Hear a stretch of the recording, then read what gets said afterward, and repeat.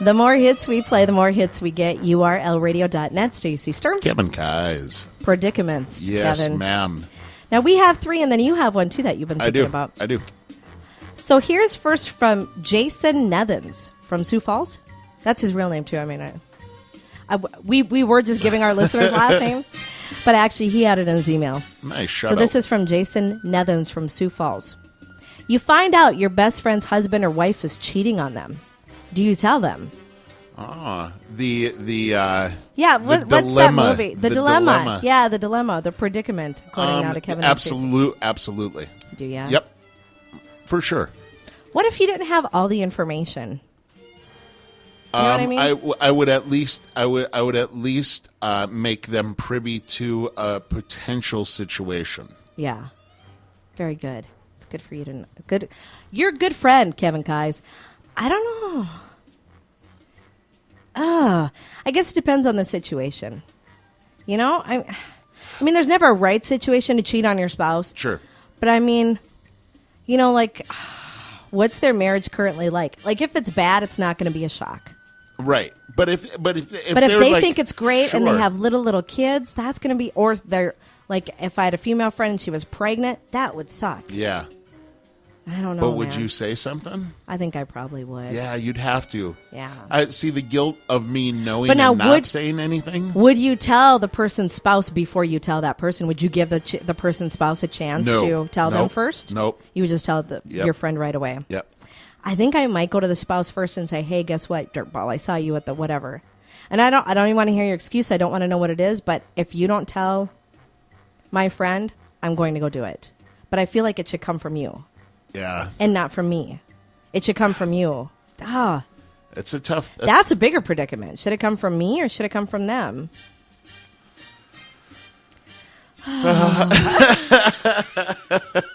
Good one, Jason. Good one, Jason. Thanks. Now, this is Leslie of Mandan. This is also based on a movie. Okay. Your spouse gives you a pass to do anything you want for a week. Do you abuse it? Do you go cheat on your spouse? No. Sex, drugs, rock and roll? No. You don't? No. Even though it might have been in your hall pass to go ahead and do it? No. I don't think I could either. No. Because it would still be with me after that week is up. And you know what? You know that's not a... You go out and have fun for even a night. Let's say I'll give you a 24-hour pass to be as decadent as you want. Right. There's absolutely positively no way that other person would not hold that against you in some way, shape, or form in the future. Right. Like what's the movie with Woody Harrelson and Demi Moore? And Robert Redford. Indecent Proposal? Indecent Proposal. Yeah. Like he thought he was okay with the money. Yep. But then every day he kept thinking about that. Yep. What she did with him. Or what she didn't do with him. He had no idea. I would say no. I would go to a movie, and then my realm of infidelity would be surfing the internet. What about phone sex?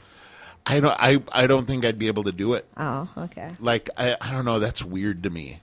With the internet, it's just me and nobody. The four walls that are around me. I don't think I could do it either. Yeah. Because I would think about, well, and then how do you know there's not going to be any repercussions from your week of disastrous behavior? Yep.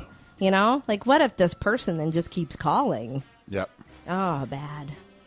Now, here's from Rick Reedinger of Fargo. Mm-hmm. You can either lose everything you own or never have sex again. Which one do you give up? And I would never have sex. You would keep all your stuff, but then as long as you live, you never get to do it again. Right. Not even by yourself. Ooh. That would be considered of a sexual orientation. You cannot have anything of a sexual nature. Well, no. I would give that up. You would give up sex and keep your stuff. Yep. The way I look at it is I could always accumulate more stuff. But the way it's sounding is that you don't ever get stuff again. No, I think you're just temporarily without stuff. Like no home. Hell. You don't have a home. You don't have a car. You're all of a sudden like Ted Williams. You know what I mean? But without the people interested in you. Then I'll get rid of all my crap. And then just hopefully get try it to just again. build it back up Yep. again. Do you think about how long it took you to get where you are, though? That's true. But I would definitely pick. Yeah. Because Maybe I I was don't- too hasty about. Now, what's your predicament? Here's my predicament, I'll give you the predicament, and you Okay. decide. Because this is something you've been through? This is something that happened to Okay. me last weekend. Okay. You're driving around town. Yes. You see an elderly gentleman or gentlewoman Okay. carrying a gas can, Okay. and it's this kind of weather outside. Yeah. What do you do? Like nice weather? Yep. Reasonably? No, it's snowy. It's and- winter. Yeah, and it's potentially icy. And what do you do? Oh, you know me. I'm going to roll down my window and say, hey, is everything okay? Would you offer them a lift? Yeah, Yeah. I would. Would you do it if it wasn't an elder? Would it random person X? No, I wouldn't. I mean, not that elderly people can't freak out and want to take your crap or kill you. Right. But you have a lesser chance, a better chance you could overtake them should something come to blows. True. Yep. But if it's just a random person, well, although, I can't say that because I have offered somebody a ride before that I just saw walking out around our roads out there. Oh, really? I have. see. I can't. I know. But here's the thing. I asked, I said, they were walking aside the road and I'd seen a car that was off the side. Now, whether that was a plant or not, I Right. don't know. And probably not the smartest thing of me, but I saw them walking and I rolled down my window. I said, are you okay? Are you stuck? Do you need some help? And they said, first I would probably offer my phone, before a ride. Yep. Because that's what I did. I said, do you need some help? Do you want to use my phone? Do you want to call somebody? Is everything okay? And they said, no, I'm fine. I just called my house and somebody's going to be along here to get me here pretty soon. They got stuck. Oh, okay. There was like 4 cars in the ditch when I was coming up here. Wow. Today, yeah. Well, Because out in our area, you can't tell where the road stops and the ditch starts. Oh, yeah. It's all when it's all white. So what happens is they get too far off to the side of the road and they don't realize it. fall And they into catch it and they fall into the ditch. Yeah. I dropped my kids off over the weekend and driving home and about to enjoy a quiet afternoon by myself. Yeah. And there's this old guy walking with a gas can. Now, 99.9999 old, young woman, man, I don't care. I'm not picking you up. Right. Because I don't know Because how creepy you are. And I could, as an able-bodied person, I could walk where I needed to walk. And the be the fine. dude was 2 blocks away from a gas station. Yeah.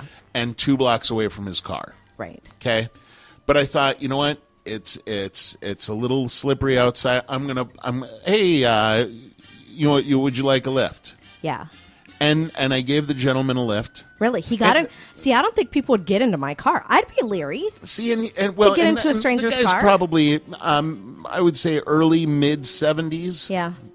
And so, and he was kind of like, well, really, yeah, well, yeah, and he said something along the lines of like, it's funny how, I can't remember the word he used to describe people nowadays. It was sort of like Egyptian. He used the word Egyptian.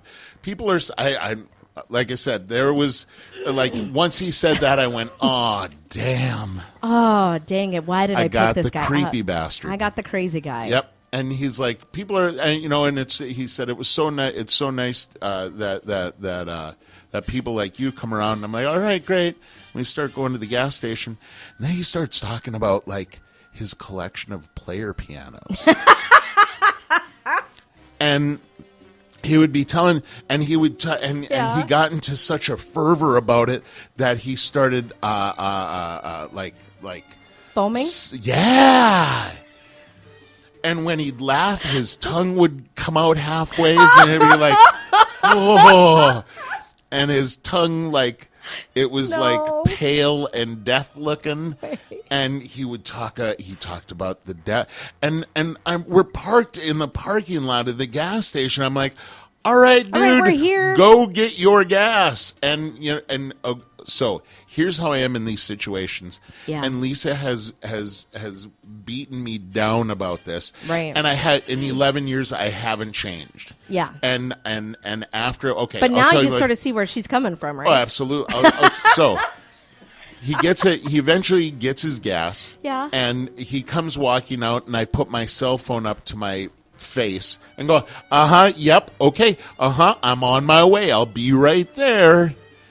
And then this guy invited me to talk more player piano chat with him. And I'm like, you know what? I really need to go pick up my kids, yada yada.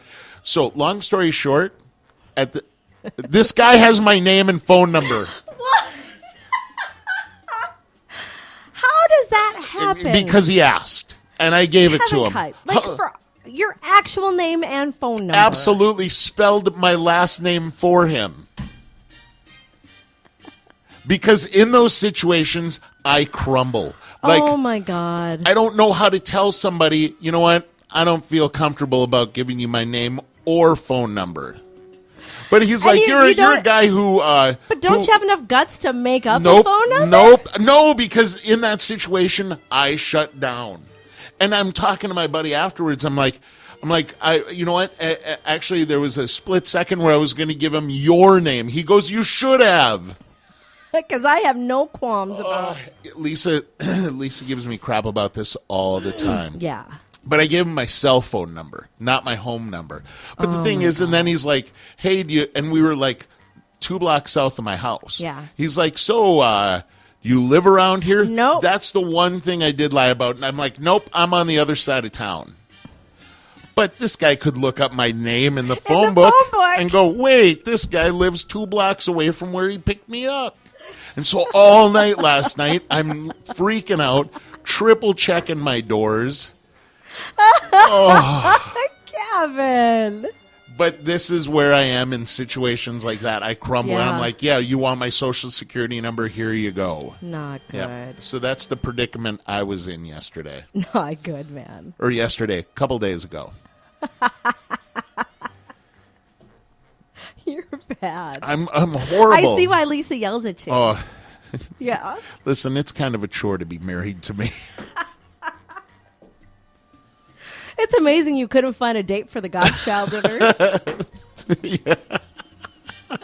Oh, my God. All right. Well, let's sign off, Kevin. Yeah, maybe we should. Yeah. Do you want my phone number? I'm good. All right. I'm good with that. Well, maybe we'll see you next Tuesday. Who knows? I could be... I think you're going to be dead. Yep. Somebody's going to choke me. Before you leave, I want you to write down the name of that guy. Did you at least get his name? Erickson. That's all I remember. He said, blah, blah, Erickson. I'm a good, he said, blah, blah, Erickson. That's a good Scandinavian name. Well, when your family turns up dead, I at least have that to go to the police Erickson, with. Yep. Erickson, old, creepy tongue, frothing. Oh, Kevin. You have a good day at work. You thanks. sad soul. You sorry son of a bitch.